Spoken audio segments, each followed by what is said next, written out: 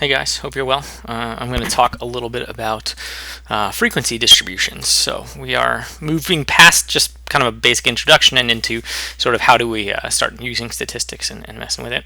And what we're talking about now is the field of descriptive statistics. I mentioned this in kind of the intro. We have kind of three things here. We have tables and graphs and numbers, and right now we're going to be talking about tables for a little while. In particular, we're going to talk about a frequency distribution table. So, what is a frequency? Well, a frequency is just how many times something happens.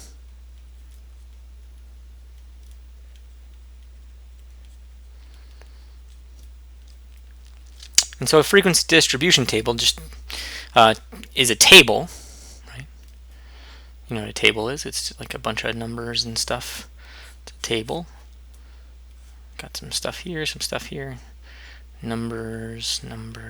That shows how many times different things happen. So the distribution, right? So sort of the layout of the frequencies. And that's what we want to show. So, for example, let's say we have a taco truck. Let's see if this works.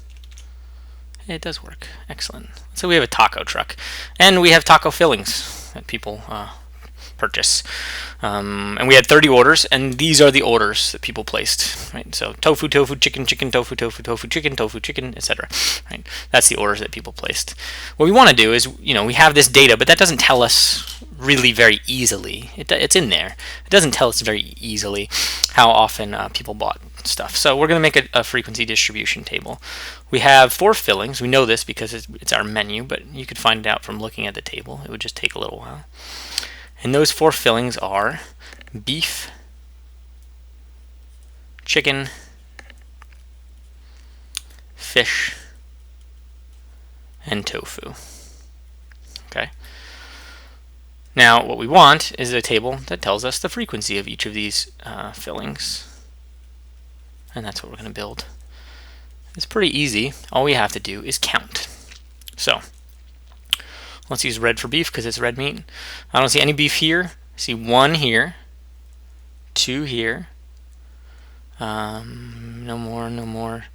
3, 4, 5. So the frequency for beef is 5. Chicken. Chicken's white meat. That's usually more of a beige color, right? So let's use that. Maybe we'll save that for tofu. Chicken. There's 1 chicken here, 2 chicken, 3, 4,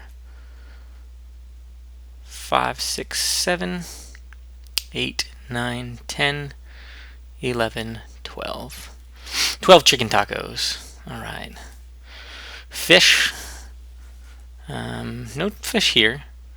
No fish here. Oh, there's 1. Fish down here. 2. I think that's it. Yep. Okay, so we had 2 fish tacos we sold. And then tofu. 1, 2, 3, 4, 5, 6, 7, 8, 9, 10, and 11. 11 tofu tacos. All right. Now if we add these together, 5, 6, 7, 8, 9, 10, 0, carry the 1. 1, 2, 3. We get 30. That's how many we had here, right? Because we had 5 this way and 6 this way. 5 times 6 is 30. So that's our frequency distribution table. Right, we just counted each category, and that's how many we had. It contains a lot of the information that's in the original data set, but if these were taken in order, for example, we don't have the order, we lose that order.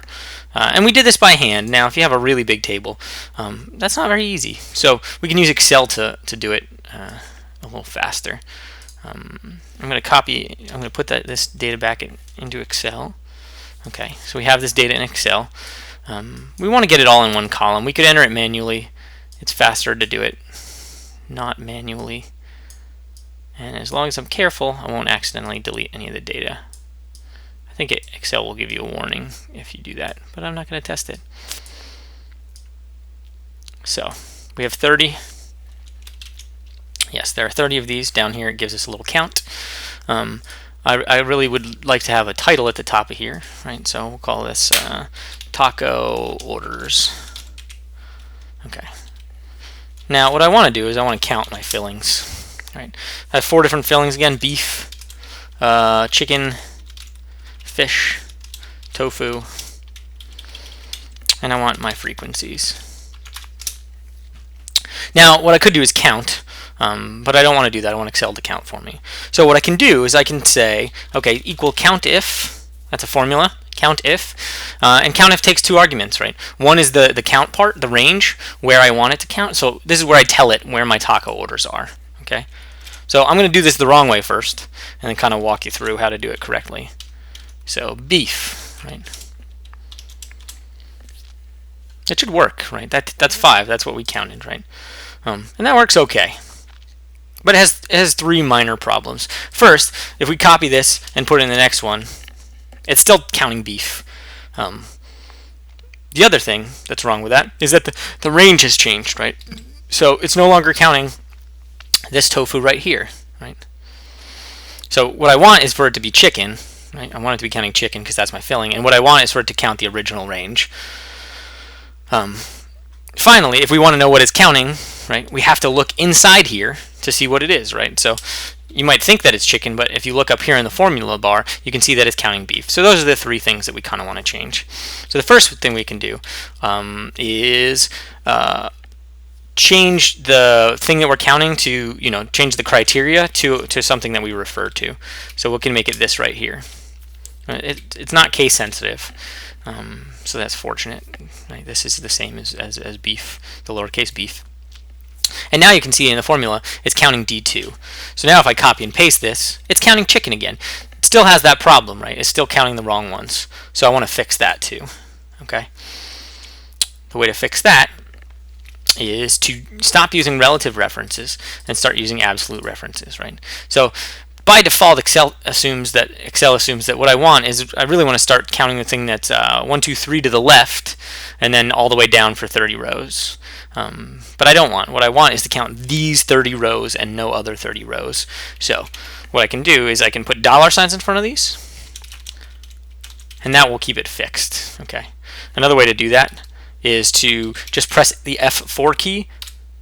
F4 automatically converts, and it cycles through, because sometimes you want part of it to be absolute, part of it to be relative, so you can just tap F4 and it'll cycle through. I want the whole thing to be absolute, $signs, hit enter. It shouldn't change anything there. It shouldn't change anything here either, because that first one was tofu. The place where it would fix it, so we can see where the problem would arise, is with the tofu. So we copy this, now we have the correct amount of tofu. Okay. Now you can see these columns here, the formulas here. Let me see if I have my taco fillings. Yeah, okay. So I have the completed one here. Show F. Don't I have a show F? No, maybe I don't have that one in here. Okay.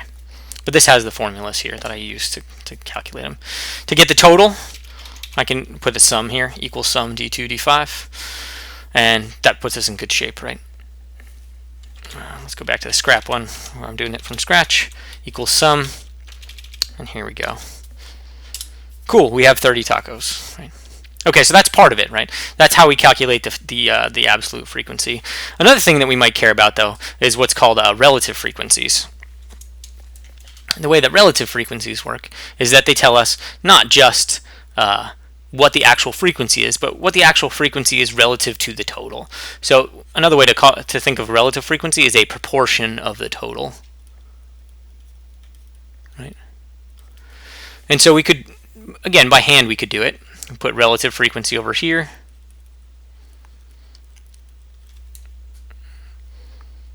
I spelled that kind of wrong. That's a CY. And then what we have is 5 divided by 30 equals 5/30ths. 12 divided by 30 equals 12/30ths. There's 1/6, by the way. 12/30ths, what does that turn into? Divided by 6, you get 2/5. 40%. 2 divided by 30 equals 1/15. 11 divided by 30, that doesn't reduce at all. And we can keep these as fractions. We can convert them to decimals. Again, this is a lot easier to do with Excel, but that's what a relative frequency is. It just shows you the proportions of the whole. If we switch over to Excel, you can see that we can do this pretty simply. Right? What we want to do to calculate this is, in each case, we want to divide it by however many there are. Right here we have, let's make a relative frequency column. And here we want to take 5 and divide it by 30.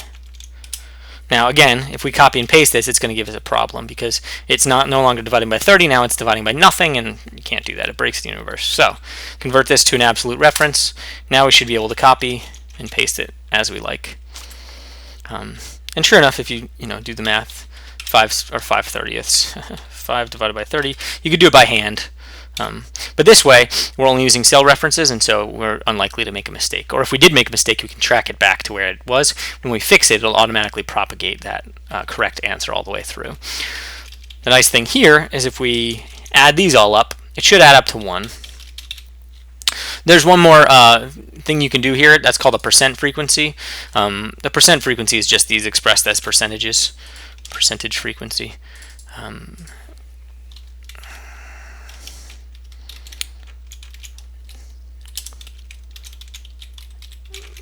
Change the title to percent frequency, and then we can go up here, call these percents.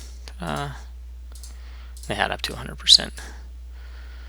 Put a fancy border here, make these bold. Change, other stuff to fancify it. You don't necessarily want all of these decimals. And you could do other fancy stuff. You can make these wrap, right? That's one thing you can do. And then you can make them skinnier and taller. Makes it look a little bit better, maybe. There you go. And there you go. You have a frequency table with the frequency, the relative frequency, and the percent frequency. And so this is really a handy table to have, right? We can tell that our most popular seller is chicken and tofu. That could be very useful if we're trying to figure out, who our audience is, who we want to market to. It could also be useful if we think, we have a lot of fish we need to move and nobody's buying it. Maybe we need to put it on a special. Maybe we need to advertise that our fish is, ethically raised, farmed, or whatever, or ethically caught. These are things you can do. There's information that can be useful. So that's frequency tables. It's one way of looking at the data, and we can do some more stuff with it as we go along. If you had any questions, please let me know, and I'll via either email or comment or message on YouTube, and I'll be happy to answer. Thanks, guys. Take it easy.